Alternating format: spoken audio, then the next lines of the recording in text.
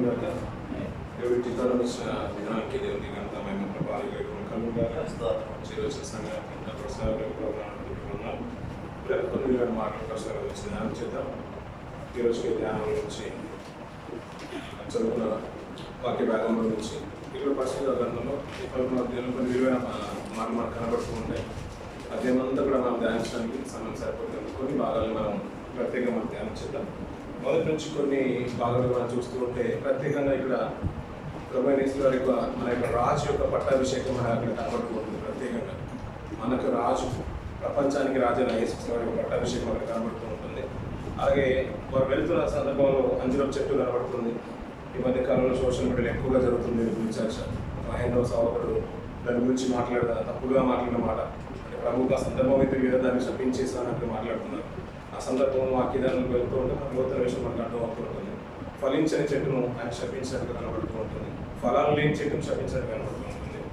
ఇంకా ముందుకు వెళ్తూ ఉంటే అక్కడ దేవాలయాన్ని, అక్కడ ఉన్న వ్యాపారాన్ని దేవుడు తొలగించినట్టుగా కనబడుతూ ఉంటుంది. ఇంకా కొన్ని కిందకి చూస్తూ ఉంటే పిల్లల ఆయన బోధకు, ఆయన విధానానికి జనులు ఆ రోజున సమాజం కూడా ఆశ్చర్యపడిన సందర్భాన్ని మనం చూస్తూ ఉంటాం. కింది భాగం చూస్తున్నట్లు ఉంటే అది ఒక ప్రార్థించే విశ్వాసం ఎలా ఉండాలి, ఒక ప్రార్థించే విశ్వాసకి, ఒక ఆత్మీయ జీవితంలో ఎదుగుతున్న విశ్వాసకి ఎలాంటి విశ్వాసం ఉండాలో ప్రభు చెప్తూ ఉన్నాడు. శపించబడిన అంజూరం చెట్టు త్వరగానే అది ఎండిపోవడం, నాశింపడి చేయడం బట్టి అయ్యా ప్రార్థనలు ఇంత విశ్వాసం ఉంటే కొండలు సైతం పెకలించవచ్చు అనే విశ్వాస వీరులకు ఎలాంటి మాటలు సహకారంగా ఉంటాయో ఆ మాటల గురించి ప్రభు చెప్తున్నట్టు అర్థమవుతూ ఉంటుంది. కొన్ని విషయాలు మాట్లాడుతున్నాం. ఇంకా కిందకి చూసినట్లయితే విరోధంగా ఎవరితో ఉన్నట్లయితే నిలబడి ప్రార్థించిన ప్రతిసారి, మోకరించి నిలబడి ప్రార్థించిన ప్రతిసారి వారి గురించి ప్రార్థిస్తే మన పరమంతాన్ని, మన పాపాలను క్షమిస్తారనే విషయాన్ని ఇంకా ప్రభు చెప్తున్న మాటలు మనకు అర్థమవుతూ ఉంటాయి పిల్లలు. ఇంకా ఆయన బోధకు, ఆయన ఉపన్యాసాలకు, ఆయన ప్రార్థన తీరుకు, ఆయన ప్రవర్తించే విధానానికి, ఆయన స్వస్థతలకి సమాజం వాడు ఆ రోజు అడ్డుపడ్డట్టు కనబడుతుంది. ఆయన ఎప్పుడు విమర్శించే స్థితిలో ఉన్నప్పుడు ఆ సమాజము ఎలాగైతే ఒక ప్రశ్న తీసుకొని వస్తున్నారో వారికి ఒక ప్రశ్న తీసుకొచ్చినప్పుడు వాళ్ళకి ఎలా ప్రత్యుత్తరం ఇవ్వాలో ప్రభు దగ్గర నేర్చుకోవాలి. ఆయన బోధన విధానమైన సమాధానం చెప్పిన తీరే అనగా వారు ఏ పాయింట్ ఆఫ్ వ్యూలో మాట్లాడుతుంటే అదే విధంగా ఆయన అందించేవాడు. వారు నేర్చుకునే విధానంతో మాట్లాడుతుంటే నేర్పించే విధానం ప్రభులో చూడగలుగుతున్నాం. ఆయన విమర్శించే విధానం, తప్పుపట్టే స్థితిలో మాట్లాడుతుంటే అదే కోణంలో ప్రభు వారితో సమాధానం చెప్పిన స్థితిని ఎక్కువగా మనం చూస్తూ ఉంటాం. ఈ అధికారం ఎక్కడిది, ఈ స్వస్థతలు ఎక్కడిది, ఎలా చేస్తున్నప్పుడు నేను ఒక మాట్లాడుతాను, దీన్ని క్వశ్చన్ వేసాను కదా, నేను అదే అడుగుతాను. ఆ విధానం ఎలాగైతే సమాజం మనం చూస్తుంటే కొంతమంది ర్యాష్గా మాట్లాడిన విధానం బట్టి మనం కూడా అలాగే రెస్పాండ్ అవుతూ ఉంటాం. సానుకూలంగా ఎవరైనా ప్రేమతో మాట్లాడినప్పుడు మనం అలాగే మాట్లాడతాం. ప్రభు విధానంలో, బోధన విధానంలో కూడా ఎదుటి వరకు సమాధానం చెప్పేటప్పుడు కూడా ఆయన విధానం అద్భుతంగా కనిపిస్తూ ఉంటుంది. ఇవన్నీ కూడా ఈ విషయాల్లో మనం చూస్తూ ఉంటాం. ఇందులో ఒక ప్యాసేజ్ మాత్రం ఈరోజు ధ్యానానికి వెళ్దాం పిల్లల. విలువైన మాట మనం చూద్దాం. 10వ అధ్యాయం 15వ వచనం నుంచి కొన్ని మాట చూద్దాం.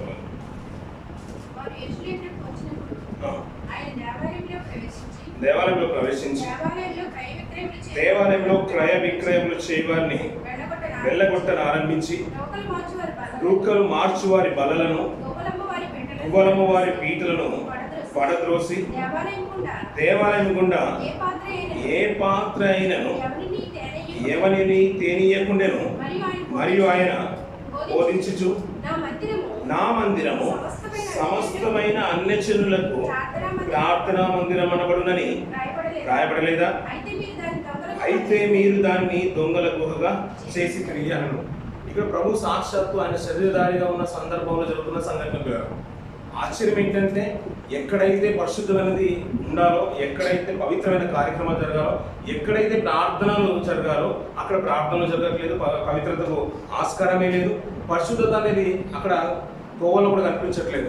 అది సాక్షాత్తు ప్రభు చూసిన తర్వాత ఆయన వెళ్ళగొట్టి వారందరినీ క్రయ విక్రయాలు చేయమని అందరూ కూడా వెళ్ళగొట్టి రూకలు మార్చి వారి బల్లను త్రోసివేసి అక్కడ ఎవరిని కూడా దగ్గరికి రానివ్వలేదన్న పిల్లలు.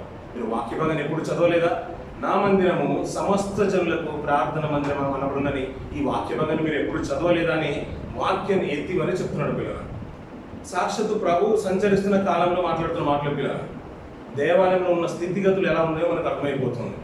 చరిత్రలో కొన్ని విలువైన సంగతులు మనం ఆలోచిస్తూ ఉంటే పిల్లల కొన్ని లోతైన విషయాలు మనం ఆలోచించడానికి ప్రయత్నం చేద్దాం. రోగులు రాసిన పత్రిక 1వ అధ్యాయం 22వ వచనం నుంచి కొన్ని మాటలు మనం చూద్దాం పిల్లలు. మరియు వారు దేవుణ్ణి ఎరిగి ఆయనను దేవునిగా మహిమపరచలేదు, కృతజ్ఞతాస్తుతులు చెల్లింపనలేదు, కానీ తమ వాదములందు వ్యర్థులైరి, వారి అవివేక హృదయము అంధకారమాయను, తమ జ్ఞానులమని చెప్పుకొనుచు బుద్ధిహీనులైరి, వారు అక్షయుడగు దేవుని మహిమను క్షయమగు మనుషుల యొక్కయు, పక్షుల యొక్కయు, చతుష్పాద జంతువుల యొక్కయు, పురుగుల యొక్కయు ప్రతిమా స్వరూపంగా మార్చిది అంటున్నప్పుడు పౌలు గారు అద్భుతమైన మాట చెప్తున్నారు. ఇది ఎప్పుడు వింటూ ఉంటాం అద్భుతం అనిపిస్తుంది చదువుతున్న ప్రతిసారి. ఇక్కడ గుర్తింపున్న సమాజంలో దేవునికి ఎలాంటి ప్రాధాన్యత ఇస్తున్నారు, ఎలాంటి ఇదైతే చూపుతున్నారు, అంతేకాదు అతనికి ఎలాంటి స్థానం ఇస్తున్నారు ఇక్కడ విషయాలు మధ్య మనకు అర్థమవుతుంది. పిల్లలు, నేను ప్రపంచం అంతా కూడా పిల్లలు లోకంలో ఉన్న జ్ఞానం అంతా మాకే తెలుసుకున్నాను అనుకునే వారు కూడా వారి దేవుళ్ళు దేవతల గురించి మనం ఆలోచిస్తూ ఉంటే అది దేవుని యొక్క స్థానాన్ని అక్కడ ఏమంటున్నాడు, జంతువుల యొక్కయు, పక్షుల యొక్కయు, చతుష్పాద జంతువుల యొక్కయు, పురుగుల యొక్కయు ప్రతిమా స్వరూపంగా మార్చేశారంట పిల్లలు. అంటే దేవుని యొక్క స్వరూపాన్ని ఎలా మార్చేశారంట, సృష్టిలో ఉన్న వస్తువుల పైన పెట్టేశారంట. ఇదే మా దేవుడు అని పూజిస్తున్నారంట.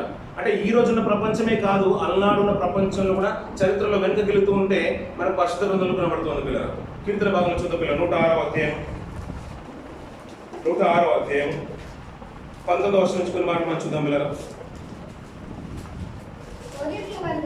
హోరేబులో వారు దూడను చేయించుకోలేదు, కోత పోసిన విగ్రహములకు నమస్కారము చేసింది, తమ మహిమాస్పదములను. అక్కడ మనం చదువుకున్న మాట బాగా జ్ఞాపకం చేసుకుంటే పక్షుల యొక్కయు, జంతువుల చతుష్పాద జంతువుల యొక్కయు, పురుగుల యొక్కయు ఈ స్థానంగా తమ దేవుని యొక్క స్థానాన్ని మహిమా స్వరూపానికి మార్చేస్తారు అంటున్నట్టు. అంటే దేవుని యొక్క స్థానం ఎలా ఇచ్చేసారంటే సృష్టిలో ఉన్న జంతువులకు, పురుగులకు ఏదైతే స్థానం ఉందో వాటిలో దేవుని చూసుకుంటున్నారు. ఇక్కడ కూడా అదే మాట మాట్లాడుతున్న తమ మహిమాస్పదము దేవుని యొక్క స్థానాన్ని గడ్డి మేయు ఎద్దు రూపంలో మార్చిది అన్న పిల్లల. ఎద్దు ఏం వేస్తారంట పిల్లల, గడ్డి వేస్తారంట. దేవుడి యొక్క మాట చూడండి పిల్లలు. అందుకనే దేవుడు ఏదైనా విడిచిపెడతారంటే పిల్లల, దేవుని దగ్గర ఏది కూడా విడిచిపెట్టేది ఉండదు పిల్లల. మనం ఎప్పటి వరకు మనం మన పాపలు ఒప్పుకొని విడిచిపెట్టే వరకు. కానీ దేవుని దగ్గర అది ఏ క్రియలైనా కానీ, శరీరంతో జరిగించే ఏ క్రియలైనా మనం ఆయన క్రీస్తు యొక్క న్యాయపీఠం దగ్గర నిలబడినప్పుడు అంట అది ప్రతిదానికి కూడా లెక్క అప్పచెప్పాలంట పిల్లల.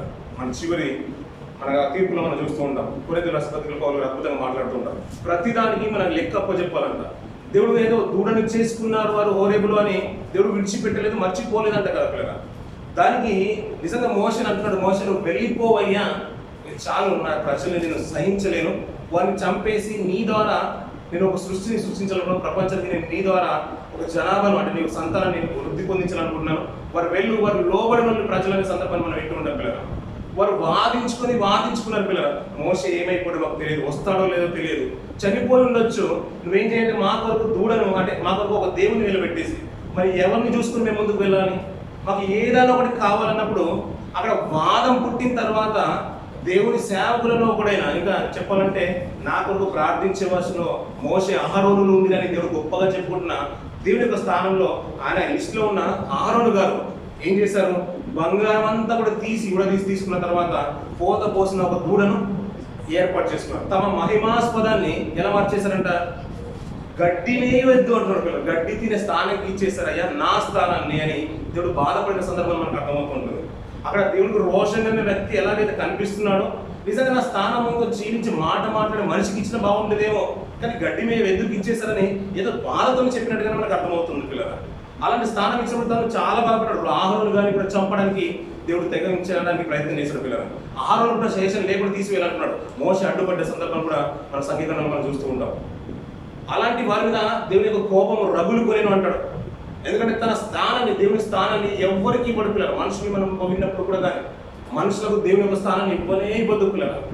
మనం ఎన్నో చరిత్రలకు వెళ్ళినప్పుడు కూడా రాజుల చరిత్ర మనం చూసుకుంటాం, నెబుకద్నెజర్ చరిత్ర చూసుకుంటాం. ఇదంతా నాదే అనుకున్నప్పుడు కూడా ఆయన గడ్డి మీద స్థితికి తీసుకొచ్చిన సందర్భాన్ని కూడా మనం చూస్తూ ఉంటాం. అపోస్తల కార్యంలో కూడా దేవుని స్వరమే కానీ ఇది మానవ స్వరం కాదని రాజులు పొడిగినప్పుడు పిల్లల తూరు సీదోన్లు ఆ రాజు యొక్క స్థితి కూడా మనం చూస్తూ ఉంటాం పిల్లలు. దేవునికి ఇచ్చే స్థానము దేవునికి ఇవ్వాలి. ఆయన ఒక స్థానాన్ని గడ్డి మీద ఎదుగు రూపానికి ఇచ్చినప్పుడు నిజంగా దేవుడు చాలా బాధపడిన సందర్భాన్ని అలనాడు మనం చూస్తూ ఉంటాం పిల్లలు. దూడని పోతకు వస్తున్నప్పుడు పిల్లలు అలా స్థానం ఇచ్చినప్పుడు ఆ రోజు ఎంత బాధ అయితే పడ్డాడో దేవుడు, ఆయన ఈ లోకంలోకి వచ్చిన తర్వాత దేవాలయంలో సంచరిస్తున్న కాలంలో కూడా అదే స్థితిని మనం చూస్తూ ఉంటాం పిల్లలు. అలాంటి దూడను చేసుకున్నంత మాత్రం దూడను విడిచిపెట్టలేదు పిల్లలు. దాన్ని కాల్చి వేసి తుత్తులుగా చేసి ఆ ధూళి అంతా కూడా నీళ్ళలో పోసి ఆ నీటిని తాగించిన సందర్భాన్ని మోసకొచ్చే మన జీవిత చరిత్రలో మనం చూస్తూ ఉంటాం. ఇదే సందర్భాన్ని మనం ఇంకా చదువుతున్న మాట మళ్ళీ వచ్చింది పిల్లలు. 11వ అధ్యాయం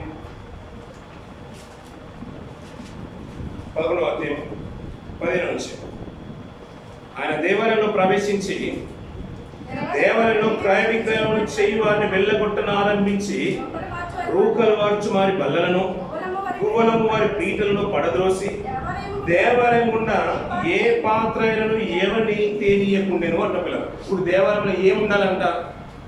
మనకు తెలిసి దేవాలయంలో ఏముండాలి పిల్లలు? మన దేవాలయంలో ప్రార్థనలు ఉండాలి, వాక్యం ఉండాలి, దేవుడి కంటే ఒక స్థానం ఉండాలి. ఇక్కడ దేవాలయంలో ఏమేమి వచ్చేసాయంట? అక్కడ ఉన్న పిల్లలు దేవాలయంలో క్రయ విక్రయములు చేయి వారిని వెళ్ళగొట్టని ఆరంభించేసారు పిల్లలు. అమ్ముతున్నారు, కొనుక్కుంటున్నారు. ఎక్కడ జరుగుతుంది ఇదంతా? దేవాలయంలోనే జరుగుతుందంట పిల్లలు. ఇంకా రూకలు మార్చు వారి బల్లలను అంటున్నారు పిల్లలు. అక్కడ రూకలు మార్చుకున్న వారు కూడా కనబడుతున్నారు. అంటే ఏదైనా కావాలనుకుంటే దేవాలయంలోకి వెళ్ళిపోతే సరిపోతుంది, అక్కడ ఏదైనా మార్చుకోవచ్చు. అలాంటి స్థానం తీసుకొచ్చారు. అంటే గువ్వలము వారి పీటలను పడద్రోసేసాడు. దేవాలయం ఉన్న ఏ పాత్ర అయినను ఎవరిని తేనివ్వని అంటున్నారు పిల్లలు. అసలు దేవాలయంలో ఇవన్నీ ఎందుకు వచ్చేసాయి అంటారు? దేవాలయంలో ఇవన్నీ ఎందుకు వచ్చేసాయి అంటారు? రూకలు ఎందుకు వచ్చేసాయి? అక్కడ గువ్వలు అమ్మేవారు ఎందుకు వచ్చేసారు? క్రయ విక్రయాలన్నీ కూడా దేవాలయంలోకి ఎందుకు వచ్చేసాయి పిల్లలు? తప్పు చేసినప్పుడు బలిగా అర్పించడానికి మనకు గువ్వలు కావాలి, అంతేకాదు ఎడ్లను కావాలి. ఇవన్నీ కూడా ఏంటంటే ఒకప్పుడు ఏంటంటే అది చాలా కష్టంగా ఉండేది. రాను రాను ఏమైపోయిందంటే పిల్లల ఇంటి దగ్గర నుంచి మనము అంటే అందరూ కూడా అన్ని కుటుంబాల నుంచి వచ్చిన వారు కాబట్టి మనకు అప్పుడప్పుడు మార్గల ప్రాంతాల్లో మనం చూస్తూ ఉంటాం.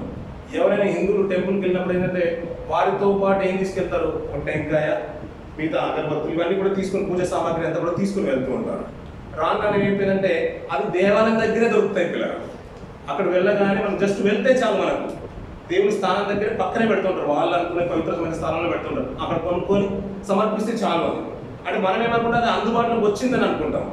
ఇక్కడ ఏమైపోయిందంటే దేవాలయంలోనే క్రయ విక్రయాలు అన్ని కూడా జరుగుతున్నాయి. అమ్మడం జరుగుతుంది, కొనడం జరుగుతుంది. అయ్యా నా దగ్గర మంచిది లేదయ్యా, పవిత్రమైనది లేదు ఎద్దు, లేదంటే మేకప్ లేదు, గుబ్బ కానీ నాకు బాగలేదు, అది చెడిపోయింది ఉన్నది, కాలు విరిగిపోయింది ఉన్నది, దీన్ని మార్చుకొని నాకు వేరేది అని అక్కడే క్రయ విక్రయాలు అన్ని కూడా అక్కడే జరుగుతున్నాయి. అది కాస్త తీసుకుని వెళ్ళి బలి అర్పించేస్తున్నారు. ఇప్పుడు ఎక్కడికి వచ్చేసిందంటే మనం అనుకోవచ్చు అన్ని బాగున్నాయి కదండి, మరి అందుబాటులో ఉన్నాయి కదా, మనం అప్పుడు కూడా అందుబాటులో ఉన్నాయి, ఇప్పుడు బయట అయితే కొనుక్కోవాలి, ఎక్కడికో వెళ్ళాలి, అది ఆ దేవాలయం పని ఆవరణంలో జరుగుతుంది కాబట్టి చాలా సంతోషం అనుకోవచ్చు పిల్లలు. కనీసం ఆలోచించిన పిల్లలు దాని స్థానం అక్కడ కాదు పిల్లలు. దేవుడు ఉండాల్సిన స్థానము, ప్రార్థన మందిరం అనబడే స్థానము, అది సమస్త జనులకు ప్రార్థన అనబడిన స్థలంగానే ఉండాలి. అనేకులు ఏమనుకోవాలంటే నేను సన్నిధికి వెళ్తే నాకు స్వస్థత జరుగుతుంది అనుకోవాలి, దేవుడు నాతో మాట్లాడతాను అనుకోవాలి, మన మనవులన్నీ కూడా ఆయన సన్నిధిలో విన్నవించుకుంటామని ఒక స్థానం తీసుకురావాలి సన్నిధికి. అక్కడ ఏమైపోయిందంటే వ్యాపారం జరుగుతుంది, రూకలు మార్చుకుంటున్నారు, గువ్వలు అమ్ముకుంటున్నారు. అందరూ ఏంటంటే బలి ఇవ్వాలనుకుంటే అక్కడికి వెళ్తే చాలా యెరూషలేము దేవాలయంలో ఏ గువ్వ కావాలన్నా, ఏ మేక పిల్ల కావాలన్నా, ఏ ఎద్దు కావాలన్నా అక్కడే దొరుకుతుంది. ఇక్కడ నుంచి పట్టుకొని వెళ్ళాల్సిన అవసరం అది లేనే లేదు. అక్కడే కొనుక్కోవచ్చు, అక్కడే నేను బలి ఇవ్వచ్చు. స్థానం అంతా కూడా దేవాలయంలోకి వెళ్ళిపోయింది. అది చూసి ఆయన తట్టుకోలేకపోయాడు పిల్లలు. అందుకని దీన్ని మంచి మాట మాట్లాడుతున్నారు యోహాను సువార్తలో. నా ఇంటిని గురించిన ఆసక్తి నన్ను భక్షించుచున్నది అంటాడు పిల్లలు. దేవుని సన్నిధి గురించిన ఆసక్తి చూశారు పిల్లలు. అందులో వ్యాపారం జరుగుతుంది, ఆయన తట్టుకోలేకపోతున్నాడు. అన్ని కూడా రూపాలన్నీ కూడా అది పాడివేసి ఎవరిని కూడా ఏ పాత్ర కూడా తేనివ్వలేదు అంటున్న పిల్లలు. ఆయనకున్న మందిరం ఉన్న పవిత్రతను కాపాడడానికి ఆయన ఉన్నట్టుగా మనకు కనబడుతుంది పిల్లలు. అల్లాడు దేవుని ఒక స్థానాన్ని ఎద్దు రూపంకు మార్చినప్పుడు కూడా దేవుడు తట్టుకోలేదు పిల్లలు. సమస్త మానవులు అంటే తన ప్రజలు అనుకున్న వారిని కూడా సైతం లెక్క చేయకుండా వారిని నాశనం చేయాలనుకున్నాడు. దేవాలయంలో స్థానం ఎలా వచ్చిందంటే యెరూషలేము దేవాలయం పవిత్రమైన స్థానం. అక్కడ వెళ్తే స్వస్థత జరుగుతుంది, అక్కడ ఉండి ప్రార్థిస్తే ఎలాంటిదైనా కానీ మాకు విడుదల కలుగుతుందని ఎంత గుర్తింపు అయితే ఉందో అలాంటి గుర్తింపు కలిగిన స్థానంలో రూకలు అమ్మేవారు వచ్చేసారు. క్రయ విక్రయాలు జరుగుతున్నాయి, వ్యాపారం అంతా కూడా దేవుడి సన్నిధిలో జరుగుతుంది. అది తట్టుకోలేక పిల్లల కొరడాలు చేసి కొట్టిన సందర్భానికి మనకు అర్థమవుతుంది. మిగతా లేఖన భాగంలో త్రాళ్ళను కొరడాలుగా చేసి ఇవన్నీ కూడా కొట్టినట్టుగా పారదోలినట్టుగా ప్రభు చూస్తూ ఉంటాం పిల్లలు. యోహాను సువార్తలో అదే మాట్లాడుతున్నాడు, నా ఇంటిని కూర్చున్న ఆసక్తి నన్ను భక్షించుచున్నది అని అంటాడు. ఆ దేవాలయం గుండా వెళుతున్నప్పుడు ఇంకా ఏదైనా సూచక్రియలు చేస్తే బాగుండయ్యా అని ప్రభువును అనుకున్న సందర్భంలో ఈ దేవాలయాన్ని పడగొట్టేసేయండి. ఎందుకంటే ఆయన స్థానం ఇది అనుకున్నారు కదా. ఇలాంటి వ్యాపారం అంతా జరుగుతుంటే దేవుడు తట్టుకోలేకపోతున్నాడు. ఎందుకంటే పవిత్రంగా ఉండాల్సిన స్థానము, ప్రార్థనకు అవకాశం ఇవ్వాల్సిన స్థానము, వాక్యానికి అవకాశం ఇవ్వాల్సిన స్థానము, నా సమస్త జనులకు ప్రార్థన మందిరం ఉండాల్సిన స్థానాన్ని వ్యాపార టిల్లుగా చేశారు కదా, నేను తట్టుకోలేకపోతున్నాను. దేవుని స్థానం అక్కడి నుంచి మారిపోయినట్టుగా మనకు కనబడుతుంది పిల్లలు. అందుకని ఈ దేవాలయాన్ని పడగొట్టేసి నేను 3 దినాల్లో నేను కడతాననే మాట మనం చూస్తూ ఉంటాం పిల్లలు. చూద్దాం ఆ మాట. 3వ అధ్యాయం యోహాను సువార్త 2వ అధ్యాయం పాదం నుంచి కొన్ని మాటలు చూద్దాం పిల్లలు.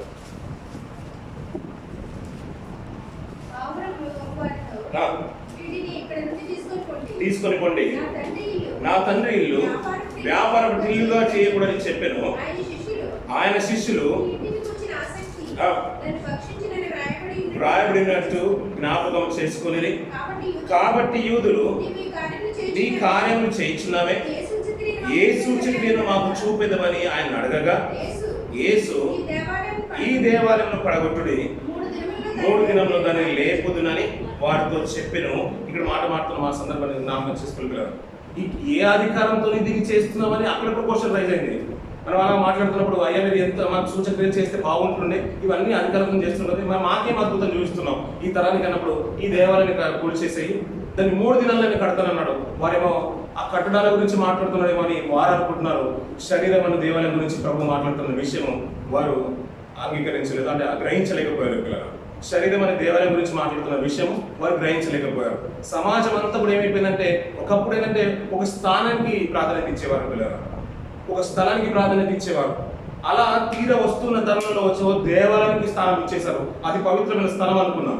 అందులో సైతం వ్యాపారం జరుగుతున్నప్పుడు ప్రభు సహించలేక దాన్ని విడనాడినట్టుగానే మనకు అర్థమవుతుంది. అయ్యా ఇప్పుడు స్థానం అక్కడ లేదయ్యా, ప్రభు ఉండాలనుకున్న స్థానం హృదయమైన దేవాలయంలో దేవుడు ఉండాలనుకుంటున్నాడు అయ్యా. అది మీరు ఎవరైతే విశ్వసిస్తారో, ఎవరైతే దేవుని నమ్ముకుంటారో, మంచి మనసుతో దాన్ని ఆయన అంగీకరిస్తారో, స్వీకరిస్తారో, నేను నీ హృదయంలోకి వచ్చి నేను కొలువై ఉండాలనుకున్నాను.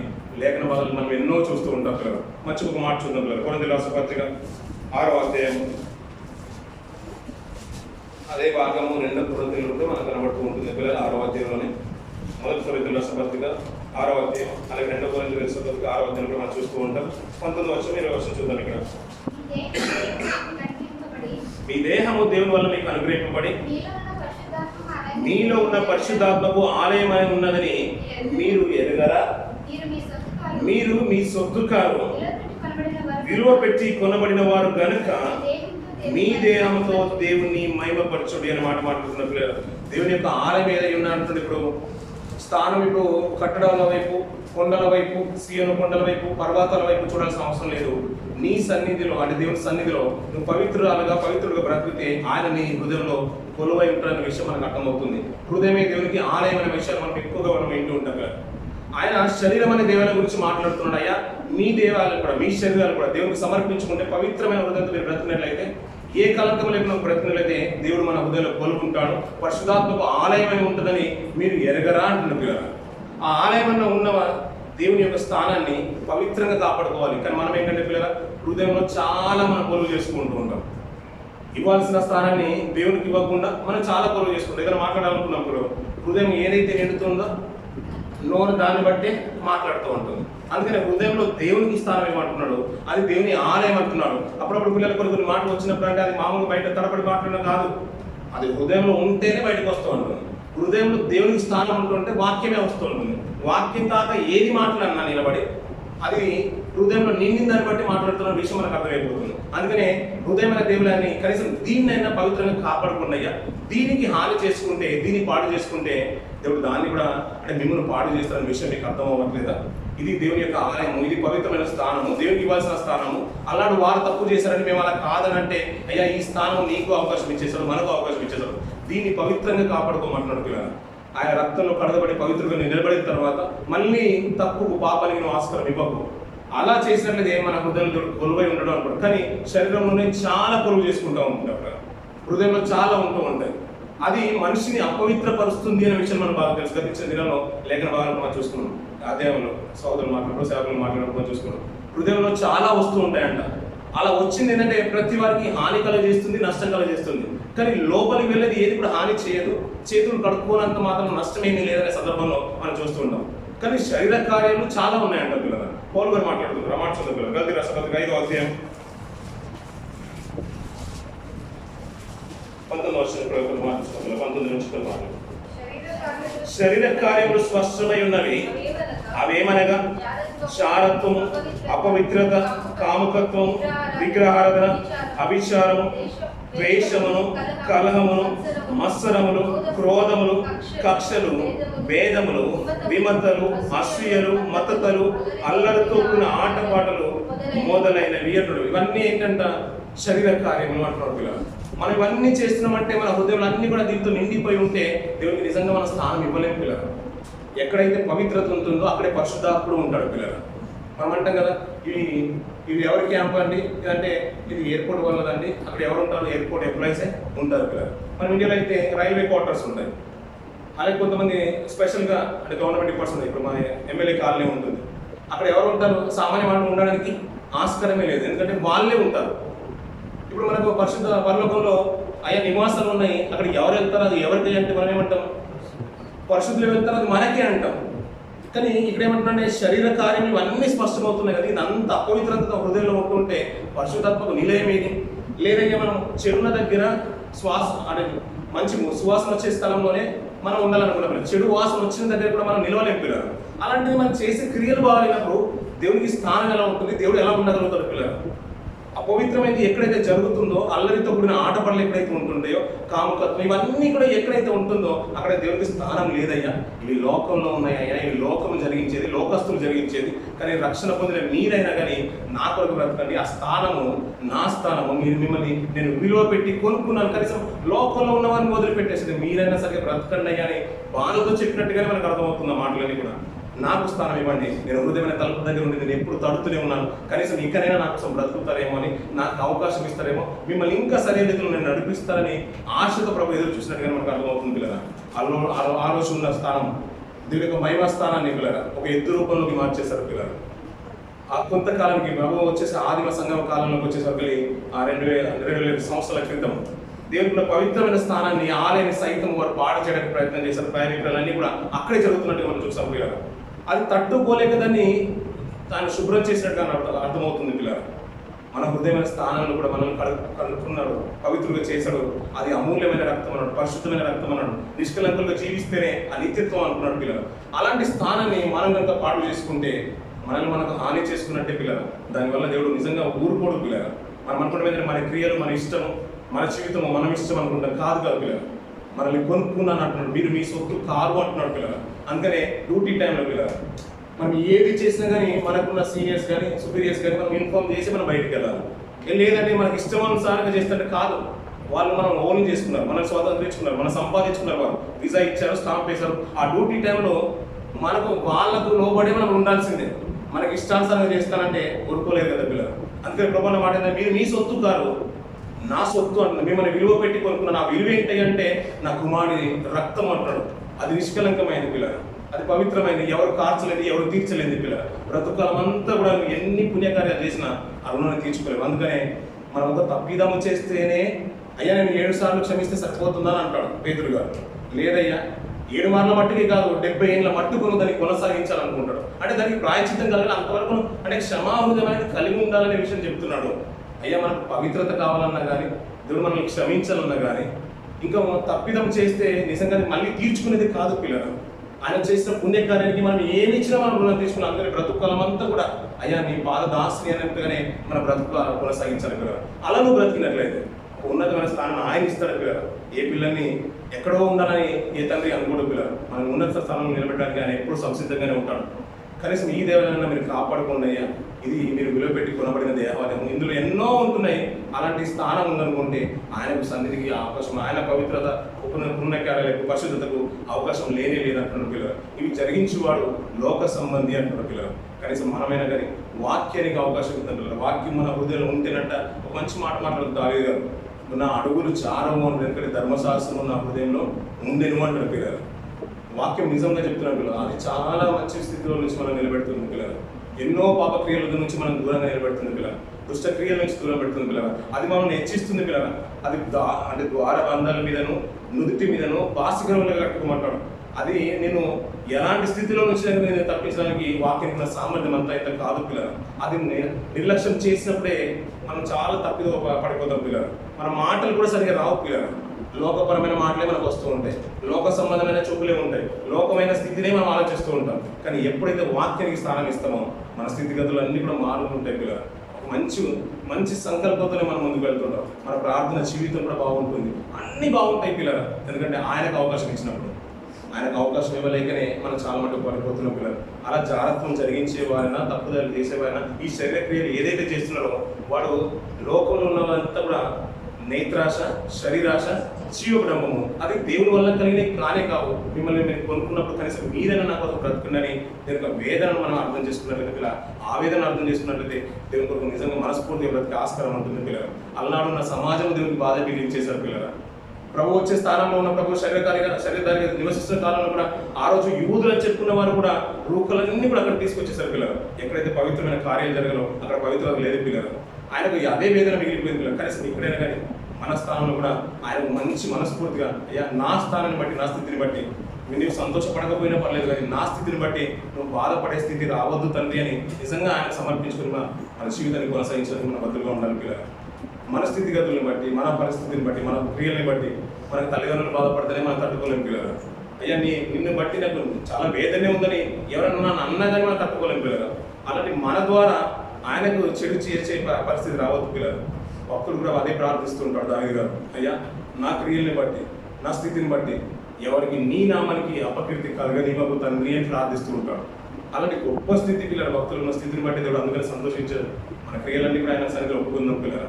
శుద్ధ హృదయం కొరకు మనం పవిత్రంగా ఆయన సన్నిధిలో ప్రార్థిద్దాం పిల్లలు. ఎందుకంటే బల్లార కంటే ముందుగానే మనం సిద్ధపడుకోవాలి. వారం రోజులన్నీ కూడా ఒకరు నిలబడి ప్రార్థించినప్పుడల్లా, నిలబడి నువ్వు ఒకరిని ప్రార్థించినప్పుడల్లా, ఒకరు విరోధంగా ఉంటే ప్రతిసారి ప్రార్థించిన ప్రతిసారి నువ్వు క్షమించమంటున్నాడు పిల్లలు.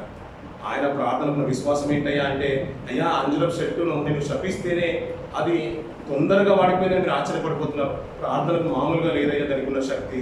నువ్వు విశ్వాసంతో ప్రార్థిస్తే కొండలు సైతం నువ్వు పెకలించగలుగుతావు. ఆవగించేంత విశ్వాసం ఉన్నది చాలు అంటున్న పిల్లలు. అంత గొప్ప విశ్వాసము, ప్రార్థించే విశ్వాసము దేవుడు మనకు అనుగ్రహిస్తున్నాడు పిల్లలు. అలాంటి స్థితిని అనుగ్రహిస్తున్నాడు. అయ్యా మీరు ప్రార్థిస్తే చాలు, నీ వైపు నేను ఉంటాను, మీ ప్రార్థనకు చెవి ఎక్కుతానని గొప్ప భరోసా మనకి ఇస్తున్నాడు పిల్లలు. ప్రార్థించుకొని ముందుకు వెళ్దాం పిల్లలు. మేలైనది మనం చేపడదాం పిల్లలు. యోగ్యమైన పరీక్షించి మనం చేపడదాం పిల్లలు. అలాంటి పుణ్య కార్యాలు మన హృదయం నుంచి వచ్చేటట్టుగా మనం కడుపుకొని పవిత్రంగా నిలబడతాం. వాళ్ళని సమీపించకంటే ముందుగా రేపు సిద్ధపాటు కార్యక్రమమైన, మనసండి బల్లారిన కార్యక్రమమైన దానికంటే ముందుగానే వారం రోజులు సిద్ధపడడానికి మంచి అవకాశం పిల్లలు. ఆ రోజు దేవాలయాన్ని పరిశుద్ధపరుస్తున్నాడు దేవుడు ప్రభు. ఈరోజు మనం ఆయనకు ఆలయం అనుకుంటున్నాం కదా పిల్లలు. మన హృదయాలు కూడా పరీక్షించుకుందాం పిల్లలు, పరిశుద్ధపరుచుకుందాం. ఆయన నిలబడే స్థితిగా, ఆయన ఈ ఆలయాన్ని అంగీకరించే రీతిగా, మనల్ని ఆయన సమర్పించుకుంటే ఆయన తృణీకరించని రీతిగా యోగ్యులుగా మనం నిలబడే స్థానాన్ని దేవుడు కావాలని మనం కోరుకుందాం పిల్లలు. అటు స్థితి మనకు, మన కుటుంబాలకు, సంఘాలకు కోరుకుందాం. కొద్ది మాట దేవుడు నుంచి ఆశ్రయించుగాక.